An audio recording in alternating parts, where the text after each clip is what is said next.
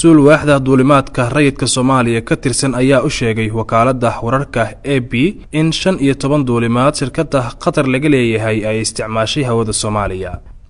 Mas'uulkan oo dalbaday in magaciisa aan la shaacin ayaa sheegay in laba diyaaradood oo kaliya ay isticmaali jireen hawada Soomaaliya, halka hadda ay bilowday in maalinkii 15 duulimaad ay isticmaalaan hawada Soomaaliya. Dowladaha Masar, Sacuudiga, Imaaraadka, Bahrain iyo Yemen, Mauritius, Moldova ayaa iyana ku dhawaaqay inay xiriirkooda u jireen dowladda Qatar. Dowladahan ayaa ku eedeynaya Qatar inay taageerto wax loogu yeero argagixisada.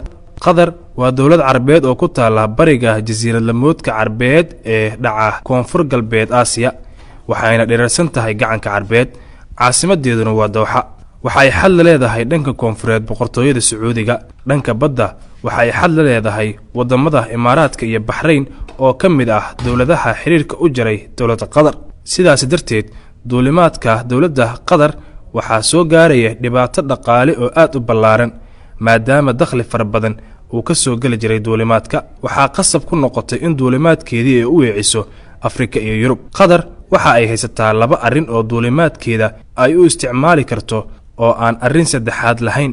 dhanka waqooyi oo ay duulimaadkeeda u isticmaali karto dowladaha Kuwait, Iran iyo Turkiga. dhanka koonfureed ayay Qatar duulimaadkeeda u isticmaali kartaa iyada oo mari karta hawada gacanka Carabeed, badda Carabta, jihada qaaradda Afrika iyadoo ka galaysa hawada Soomaaliya. labadan arrin ee aan ka sheekaynay waxaa dhab ah in safarkeeda muddo dheer uu qaadanayo, kharashaad badanna ay ku kacayaan.